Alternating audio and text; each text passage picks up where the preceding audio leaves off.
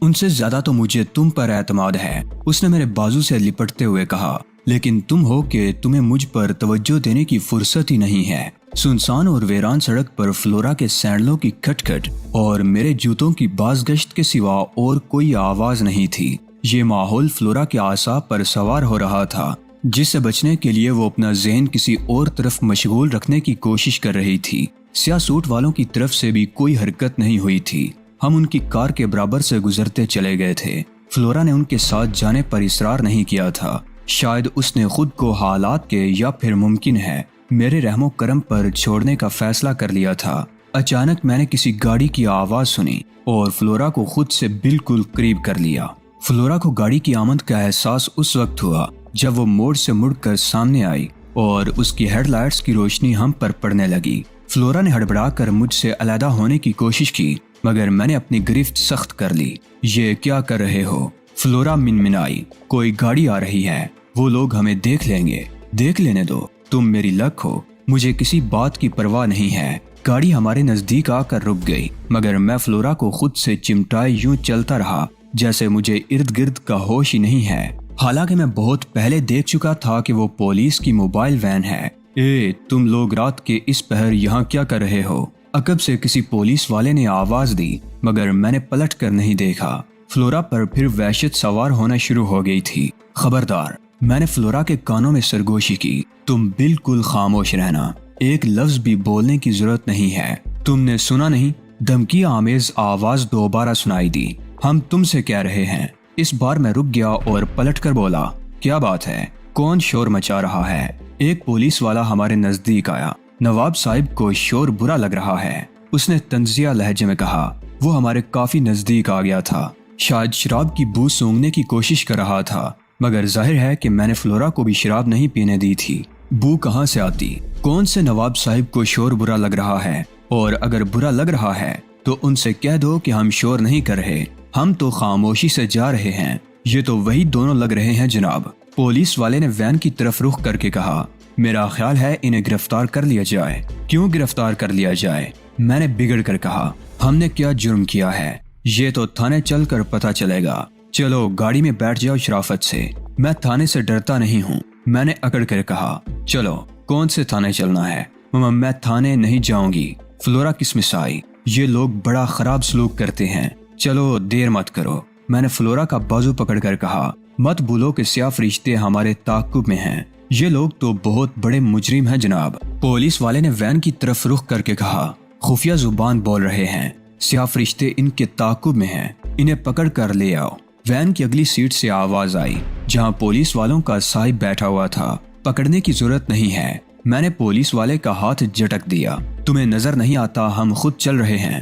ہاتھ جھٹکے جانے پر پولیس والے کو غصہ آ گیا تھا۔ ان لوگوں کو اس وقت بہت غصہ آتا ہے جب وردی میں اور ٹولی کی صورت میں ہوتے ہیں، بغیر وردی کے اور جب تنہا ہوتے ہیں اس وقت بالکل سیدھے ہوتے ہیں۔ پولیس والے خود کو معاشرے کا سب سے زیادہ باعزت فرد تصور کرتے ہیں اور دوسرے کی بے عزتی کرنے کے جملہ حقوق ان کے پاس محفوظ ہوتے ہیں۔ اپنے انہی حقوق کا استعمال کرتے ہوئے پولیس والے نے اپنا ہاتھ جھٹکے جانے پر میری تواضع کا فیصلہ کیا۔ مجھے معلوم تھا کہ کیا ہونے والا ہے، اس لیے میں پوری طرح تیار تھا۔ اس نے پوری قوت سے ایک گھونسا میری گدی پر مارا۔ میں نے بچنے کی مطلق کوشش نہیں کی۔ اسے سزا دینے کے لیے ضروری تھا کہ میں اسے اس کی اوقات سے روشناس کراتا۔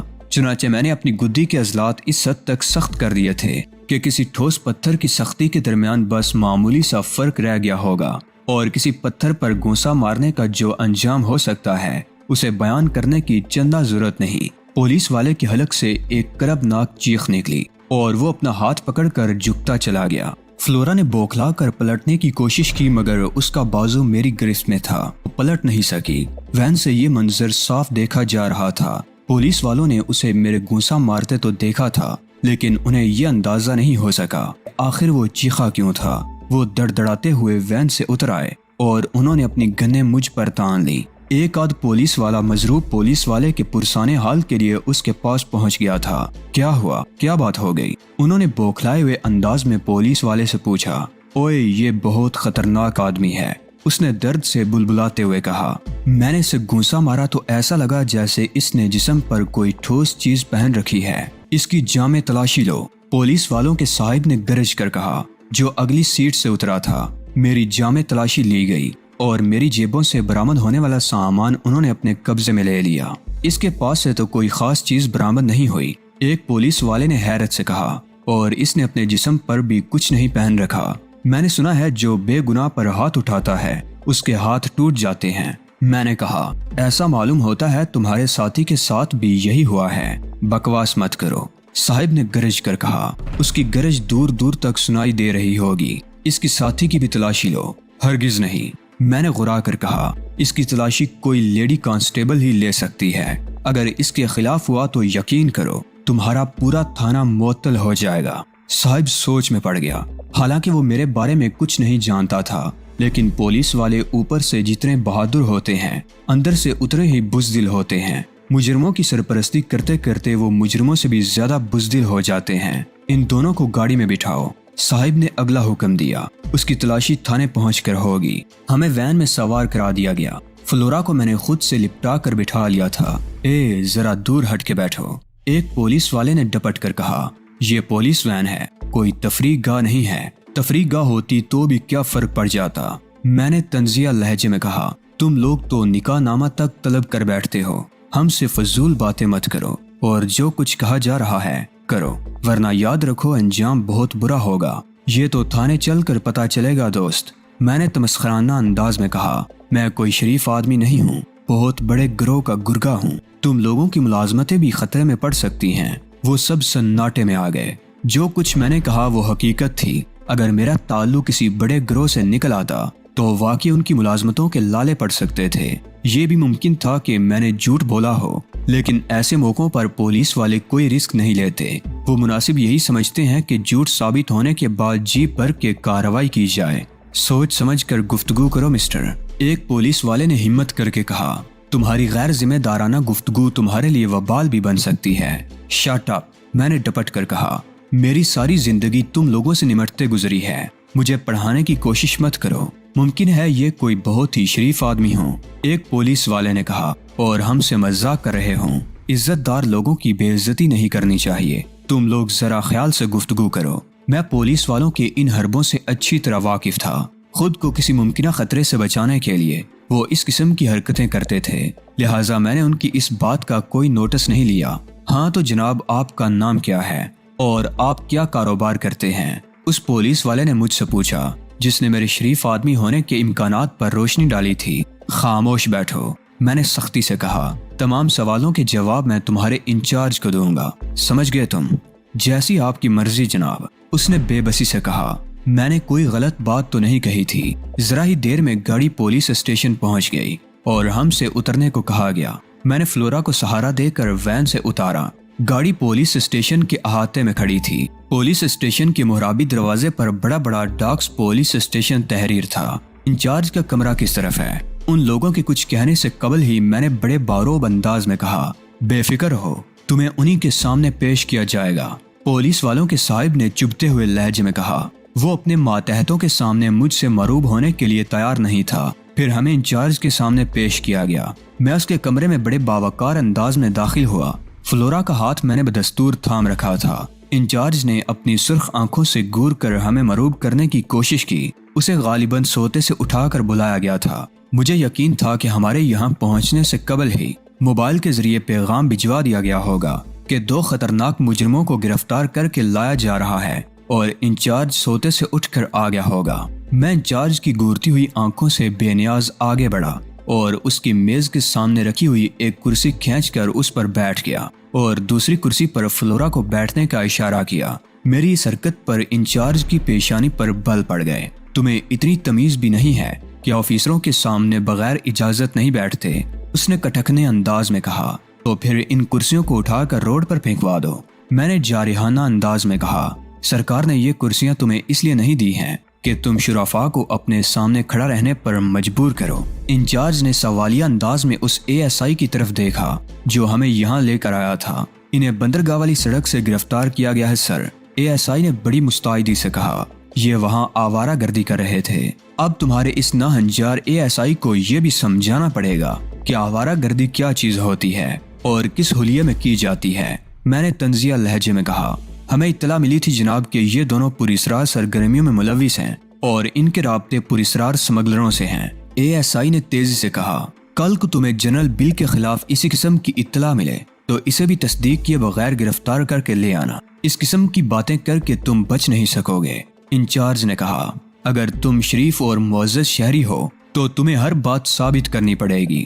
مثلا اگر میں یہ ثابت کر دوں کہ میرا تعلق پولیس کے محکمے سے ہے تو کیا مجھے چھوڑ دیا جائے گا؟ بالکل، انچارج نے کہا، لیکن محض تمہارے کہہ دینے سے ہم یقین نہیں کر لیں گے، تمہیں یہ بات ثابت کرنی پڑے گی۔ حالانکہ سب سے زیادہ بدعنوان خود پولیس والے ہوتے ہیں، میں نے طنزیہ لہجے میں کہا۔ جہاں اس قسم کے معیار ہوں وہاں کوئی کیا کر سکتا ہے؟ بکواس مت کرو۔ انچارج کو غصہ آ گیا۔ سیدھی طرح بات کرو ورنہ تمہیں لاک اپ میں ڈال دیا جائے گا۔ یہ اطلاع فراہم کرنے کی چندہ ضرورت نہیں، میں نے زہریلے لہجے میں کہا۔ تم لوگوں کی کارکردگی سے میں بہت اچھی طرح واقف ہوں۔ یہ بہت زبان دراز آدمی ہے جناب، ASI نے کہا۔ میری مانے تو اسے لاک اپ میں بند کر دیں، صبح تک یہ سب کچھ اگل دے گا اور اس کے بعد تم لوگ اپنی اپنی ملازمتیں بچانے کے لیے بھاگ دوڑ کر رہے ہوگے، میں نے تمسخرانہ انداز میں کہا اور انچارج نے ہونٹ بھینچ لیے۔ میرا پورا اعتماد انداز اسے دہلائے دے رہا تھا۔ اسی مضبوطی کے بغیر کوئی اس قسم کی گفتگو نہیں کر سکتا، لیکن وہ محض اس گفتگو کی بنیاد پر مجھے چھوڑ بھی نہیں سکتے تھے۔ اب تو بات آن کی تھی، آخر وہ با اختیار لوگ تھے، انہیں کچھ نہ کچھ تو کرنا ہی تھا۔ میں تمہیں آخری موقع دے رہا ہوں، انچارج نے غصیلے لہجے میں کہا۔ اگر اس کے بعد تم نے فضول گوئی کی تو پھر میں کسی چیز کا ذمہ دار نہیں ہوں گا۔ میں نے ایک طویل سانس لی۔ ٹھیک ہے، تو پھر مجھے ایک فون کرنے کی اجازت دو، میں نے اس کے سامنے رکھے ہوئے ٹیلی فون کی طرف اشارہ کرتے ہوئے کہا۔ اسے فون کرو گے؟ انچارج نے تجسس سے پوچھا۔ میں جو کچھ بھی کروں گا اس کا نتیجہ تمہارے سامنے آ جائے گا، میں نے کہا۔ میں تمہیں کیوں بتاؤں کہ میں کس کو فون کروں گا؟ ٹھیک ہے، انچارج نے کہا اور ٹیلی فون میری طرف بڑھا دیا۔ میں نے فون اپنی طرف کھسکایا اور 5570 ڈائل کیا۔ مادام کلارا نے اپنا یہ نمبر مجھے خود دیا تھا۔ دوسری گھنٹی پر دوسری طرف سے فون اٹھایا گیا۔ مادام کلارا بول رہی تھی، میں ایڈم ڈی فلوک بول رہا ہوں۔ میں نے کہا، اس وقت میں ڈاکس پولیس اسٹیشن میں سرکاری مہمان ہوں، تم وہاں کیا کر رہے ہو مسٹر ایڈم؟